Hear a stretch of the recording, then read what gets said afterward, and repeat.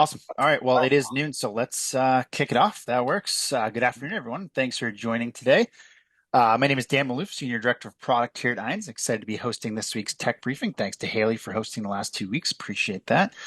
As a quick refresher for any new folks in line, the purpose of these 30-minute briefings is for a rotating cast of Irons faculty members to dive into the relevant InfoSec news stories of the week and provide you with some specific actionable guidance to take back to your teams.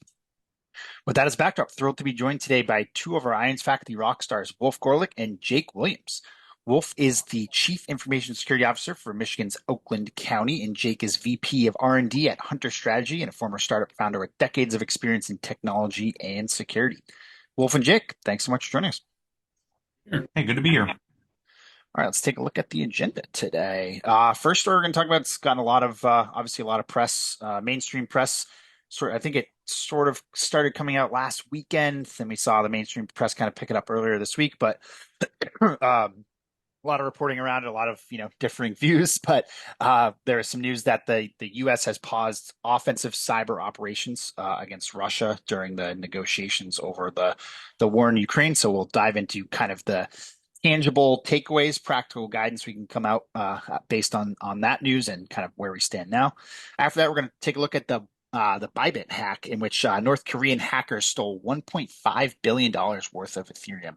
Big one there. So we'll dive into the details and some implications. And finally, we're going to take a look at a troubling story in which Microsoft's Copilot AI assistant is exposing the contents of more than 20,000 private GitHub repositories. Kind of an interesting one there. Jake's shaking his head already at my characterization of that story, so I'm excited to hear him poke some holes in that. But yeah, obviously a lot of ground to cover today. So we're going to start with the Russia story, probably talk about that for the first 10, 15 minutes, and then we'll get into the others. Jake, do you want to take the first crack at it, at this story? I know you've written a lot. You've had a lot to say about it. I kind of want to approach this as much as possible from kind of like the practical, tangible, Yep. takeaways for folks on the line. But yeah, if you want to kind of take the opening shot, be awesome. Yeah, sure, obviously. And look, I think one of the things that's important to note here is that, at some point, either a question or possibly a comment could be interpreted politically. This is not the goal. There's lots of platforms for that. This is not it. All that said, I think the avoidance of any, I think there's easy potential, right, to be talking about the technical and somebody say, oh my gosh, that's political or whatever. So just know I'm trying to avoid that right out of the gate. But all that said, right, there was reporting by The Record, so that's Recorded Futures, independent. I should mention here, independent media arm, right? So they have full editorial control of their content. But ultimately, they published the story or broke the story on Friday that Cyber Command had been told to stand down offensive cyber operations and planning for offensive cyber operations against Russia.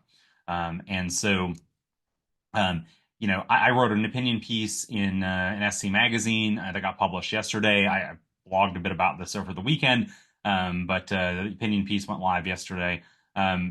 Ironically, about 3 hours after the opinion piece went live, although not necessarily reacting to me, DoD's Rapid Response X account tweeted that they were pausing, or sorry, there was no instruction to pause against malicious Russian threat actors. Malicious Russian targets. Excuse me. I want to be clear about the quote there. Malicious Russian targets. I think malicious is doing a lot of heavy lifting in that particular statement because there's no reason to make that distinction unless you need to make a distinction. I think there's a lot here, and I'm linking here in the chat to that, opinion piece as well as the DoD response. Haley will throw it to everyone else in the chat if you don't see it. But yep. Yeah, for sure. But alas, look, I think that this is a mistake, obviously, from a national security perspective. I've been pretty vocal about that. Whether or not, operations are pausing against Russia, the long and the short of it is, at this point, that we clearly are entering a pro-Russia, or more, have a less antagonistic relationship, with Russia from a cyber perspective. No offense to my my many friends at CISA. I love what you do. Thank you for all that you do. You know, the Guardian broke a story on Friday as well, that CISA was also directed to stop reporting on Russian cyber threats. Now, CISA on Sunday, a little bit more rapid than DoD, somehow managed to get out, or publish and say, "Hey, that's wrong. We track all cyber threat actors." I think we need to take all this with a grain of salt, right? I have friends in federal government. I have friends that were in federal government, in January that are no longer. Everyone that I know that's still there is waiting for the other shoe to drop. Particularly on the cybersecurity side. And so, I should start here by noting that all cyber threat intelligence is inherently biased. All cyber threat intelligence is inherently biased. It's all, whether it's selection bias, whether it's analyst bias, you name it, right? But I think we as professionals who have our own in-house CTI capabilities need to begin being a bit more critical of the of the data that's released from the government, to the extent that we were heavily reliant on threat intelligence from CISA, a lot of which gets distilled from, right, NSA and cyber command related operations. I think you need to start, again, being a little bit more critical of that. And to the extent that you don't have the ability, right, to have independent reporting, to the extent that you don't have those feeds from other commercial organizations, as well as from trust groups, you want to start building that capability now. Because I don't think the house, I should be very clear here, I don't think the house is on fire yet. But I think that we have some pretty clear indications that there could be some smoke there. And a CTI capability is not something that you snap your fingers and turn on. The single biggest thing you can do to mature your CTI capability is hire connected analysts. That's it, right? Hire connected analysts. And if you can't hire them, then you need to get them connected. And the way you do that is you get them out in person, right? In places where there are lots of other analysts where they can build those trust relationships. That's RSA, that's Black Hat, that's DEF CON. Obviously, I'm on staff at DEF CON, so forgive the forgive the pimping it there. But alas, I think that's the biggest thing we have to start looking at and make sure that we're poised to be ready to do. I can tell you one of the trust groups that I'm in for cyber threat intelligence. There's been a lot of discussion about this specifically, as well as, of course, how are we critically rating, some of the intelligence coming out of CISA today, right? And so I think that's the big takeaway here. I don't think anything's on fire yet, but I think we have to pretend. I say pretend. We have to prepare like it's going to be because there's definitely smoke here. And Wolf, I'm gonna kick it to you. What are your thoughts on this, man? Yeah, I'm going to start off with one thing that I put in the briefing, and I wrote that we need to ensure that our cybersecurity governance remains apolitical. One of the things that, thinking about it from the perspective of defending organizations, as we go through these changes, it's going to become even more important that we stick to data-driven, decision making and try not to be swayed by these external policy shifts.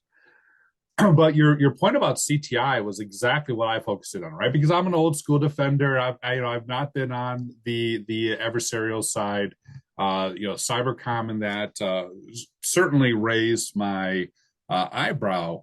But the word that CISA was pulling back from tracking Russian threat actors, which again, like you point out, they have since refuted, really gives me pause because so much of the workflow of my team is check CISA, check the ISACs, and what are the ISACs reporting? They're reporting on CISA, and then put together a picture and take action.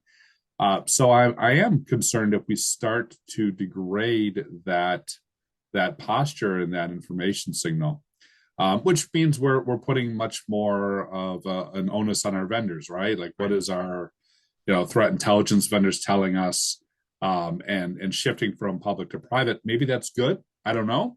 But to your point, we need to get ahead of that. We're not going to be able to make that shift in a couple weeks, let alone a couple months. Yeah, absolutely. That's the key piece. I mean, look, I've told every IONS client that's ever asked me about threat intelligence, like, how do you mature a CTI team? Like, my universal answer is trust groups, right? Connected analysts, right? Everybody's getting and buying the same the same feeds, right? By the way, if you're getting free public threat intelligence, right, like we're getting in many cases, now look, a lot of people are getting closed source threat intelligence from CISA as well. But the stuff that's public, you have to recognize threat actors do counterintelligence. And as soon as something's public, right, they are reacting, the good ones anyway, the ones you actually need to care about, the ones that CTI really matters for, are changing their TTPs, to avoid detection, right, for stuff that's already out there. And so, again, by far the best and most, I should clarify here also, most actionable threat intelligence that I get is other folks in the trenches sharing data back channel, right? Right. And one of the things too that you need to do in a lot of cases, right, to go build that capability is give your analysts freedom to reciprocate, right? Because those trust relationships are not one way and they are not free. But again, I think that's it. And that building those again is months to potentially in some cases years in the making. And the time to start is now, I guess is what I'll say. So yeah. Cool. Can we address a couple of questions Yeah, here? I was gonna say, Yeah, yeah, feel free, start picking away. please. Yeah. Shouldn't we as security professionals, I want to grab this one here, be against and protect from all hacking, government or not? Yikes. Look, as a former government hacker, thanks Russia for outing me there. But um, I may actually have an not I may, forget it. I have an anti-Russia bias, right? I'll be the first to admit it. I get other analysts, by the way, to check my work, to make sure that that's not bleeding too far into it. But it's hard not to when yeah. But shouldn't we try to protect against all government hacking? Look, government hacking is a necessity from an intelligence perspective. It is a response option, right? That it creates response options that we have available to respond to, whether it's a diplomatic crisis, whether whatever, right, in the form of a destructive or otherwise impairing cyber attack. So no, it's critical, right? We should absolutely maintain that, maintain that capability. And by the way, too, standing down from one particular country, as I explained in that opinion piece, only makes the U.S. weaker. It opens us up for a lot of detection, and so this is just it's not a good policy. I don't know, Wolf, if you got other thoughts around that, but yeah. No, I think in general, for a long time, we would say stand away from attribution, right? If an adversary is going after you, know how to stop the adversary, have good intelligence on who the adversary is. But, trying to get into attribution from a CISO perspective or a SOC perspective is a very difficult and dicey game. Yeah. So, I like that as a top line. We stop all attackers regardless of where they're from. I think that's a great goal. What do you think about the point that's raised around the Cybersecurity Information Sharing Act expiring this year? Yeah, I think that's pretty big. Obviously, I don't have confidence that it's going to get renewed. That's a fantastic question, Wolf. I'm not sure how much that's going to. I don't. I'm not sure that I understand yet how that's really going to impact, the fact that it expires because I think there's a lot there that part of that act was the safe harbor for sharing information with the government. That's a whole separate set of issues there. But I think there's already a bit of breakdown in the public-private partnership and at least the trust around it. At least I've heard that from my clients directly. And so I'm not sure how much that's going to matter by September, right? If we Yep. stay on the same trajectory we're at now, I don't know that it matters by September. Gotcha. Yeah, there's another article I saw in the Wall Street Journal today about, obviously staffing cuts at CISA and the fact that it's getting harder to get people and retain people now because of those cuts and just fewer. So I think a lot of folks are probably concerned about just in general, kind of the lack of government resources that'll be available going forward that they've been relying on. So. Well, I think, if there's one of the things I've pointed out to several clients, right, is I think a lesson learned from this, or at least something you can kind of look to, just take a look at the degradation, the NVD, right, the National Vulnerability Database, and so that already, is a function that was already, I mean, critical. By the way, like you left a huge gap, right? For a lot of organizations who don't have commercial vulnerability intelligence. And so, I think you can look at that kind of as a microcosm of what's to come. If you're depending on something from CISA today, look, just security BCP 101, pretend it's not going to exist tomorrow and start planning like it's not. Maybe you're wrong, right? But great, now you've built resiliency. Right? So at worst, you've built resiliency. And picking up on what Jake's saying, in times of great change and times of great uncertainty, there's three things, right? One is focus on the fundamentals, get the basics done right, get the fundamentals in place, take a craftsman approach. Two, focus in on resilience, so having multiple feeds, having multiple sources, having multiple partners. And three, it's all about people and community. So I think if we just sum up all this, whether we go left, whether we go right, whether it's on fire, whether it's the fire gets put out, I think by focusing on those 3 points, you can position yourself well to react and respond. That's a Right fantastic on. summary. Yeah, thanks, Wolf. Really appreciate that from both of you guys. All right, let's keep moving on this agenda if that works for both of you. Mhm. Wolf, do you want to take the first crack at this massive Ethereum hack here? I know you've been digging into this a little bit. So what's the story? I really liked this story because, smart contracts and this idea that everything is going to be, blank as code seems so brilliant because now we don't need to worry about people. We don't need to worry about human errors. We, have a reliable process, etc. until you mess around with the code and until you mess around with the inputs. And of course, this is the biggest heist that has occurred, 1.5 billion. Now, they immediately froze something like 4 or 5% of that. So not all of that is available. Not all that is been cashed out, but it's certainly a good portion of it still in the wind. It's been reliably confirmed that this is the North Korean Lazarus Group, or Trader, as they're sometimes called. And they had another one last year, which was north of 300 million uh, out of a Bitcoin, DMM.com. So they've got a long history now of emptying out these wallets.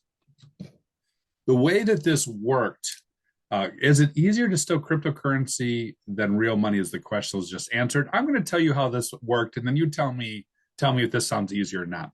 Effectively, when you have a smart contract, one of the steps is doing signing and validation of the wallet that you're submitting money to. Now, the Bybit had partnered with Safe Wallet for this. Safe Wallet had been running JavaScript and providing as a service out of an S3 bucket. Safe Wallet was not safe, to put it lightly.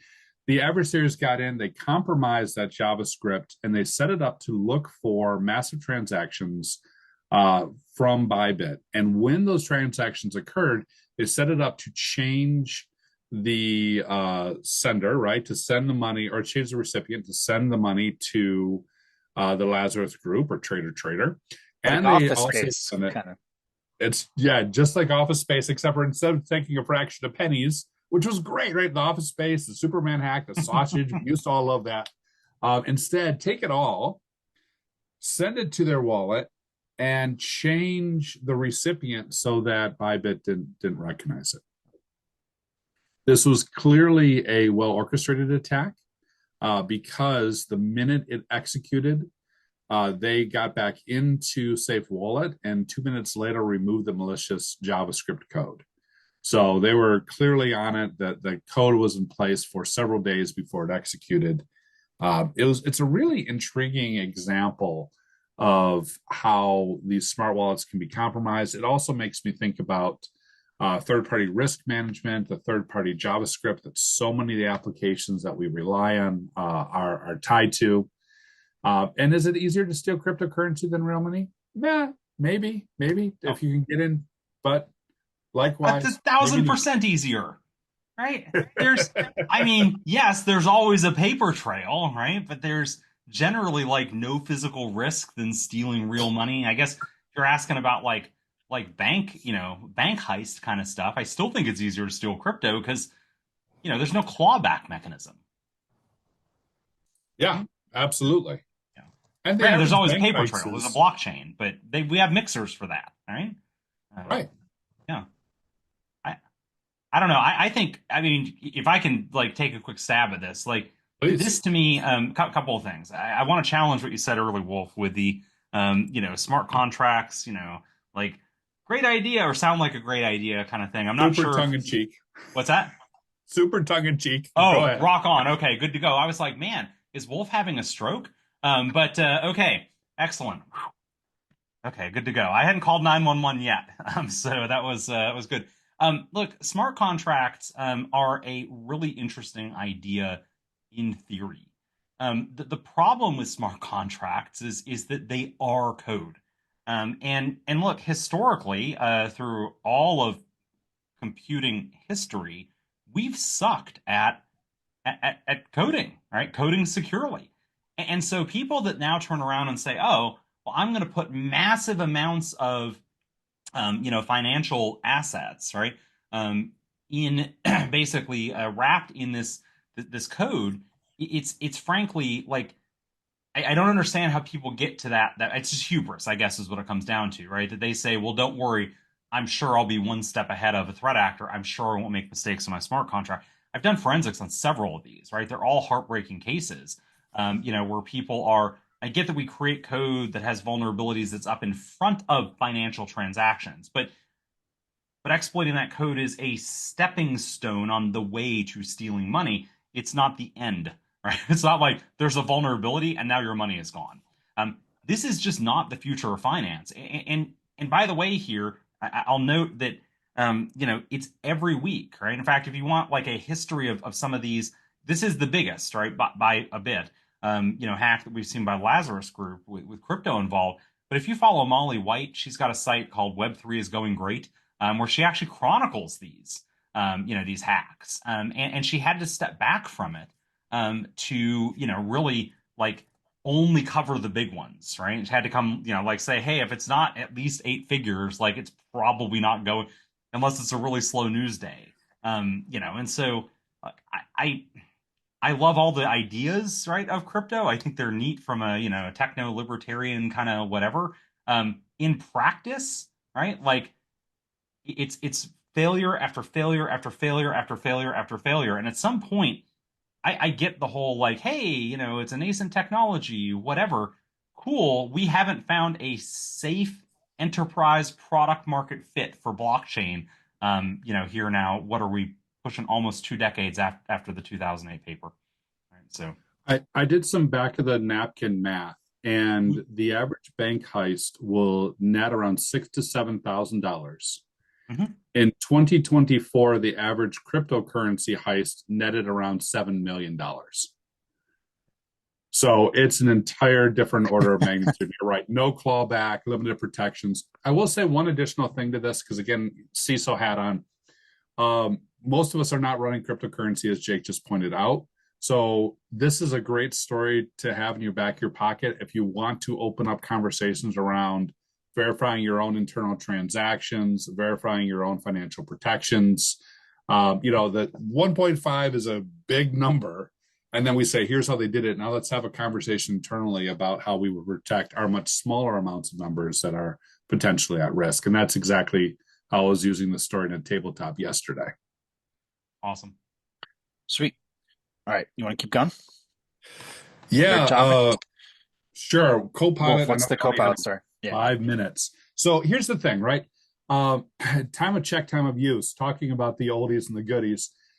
When you have a GitHub page and you make it public, and then later on you make it private because a secret has been stolen, because some information shouldn't be in there, because you realize that perhaps some of the information that's public is being used for training data. What was discovered by AI security firm Lasso, and I think we all knew this logically, but didn't necessarily put the pieces together, was that formerly public, now private GitHub repo, they're calling them zombie repos, which I just love. These zombie repos are cached in search results, so they're in Bing, and more discouragingly, they're also cached in GitHub Copilot. So by asking GitHub Copilot to pull out or using autocomplete to get information out, they were able to extract information from repos that were public during the training, but were private currently. So, Jake, you had some, you're like, Yeah, this one of the things I think is really critical to know here, and because this is a spot where I think at the high level, um, we in the cybersecurity community are overusing the word training, and we're not highlighting what's really going on here, right? Because if that data from the private repositories was only present during training, the odds of it being regurgitated are near zero. In fact, I have a paper in the IONS portal, or maybe heading to the IONS portal. I don't know. I know it's gone to the original client who asked for it, explaining why. If it's not there, hit up your account manager and they'll make it there.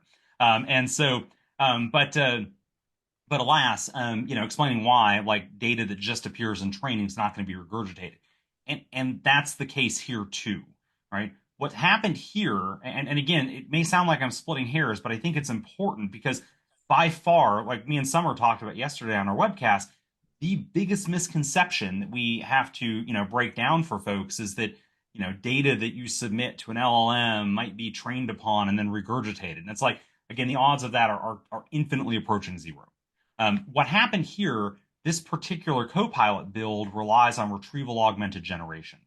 Mhm. And what it was doing, right, was going in and querying Bing's cache, right, which is 100% different, right, and using that data, right, from that retrieval augmented generation to provide that context, and that's how it's leaking stuff that once was public and in the cache, and now is private and should have been purged from the cache.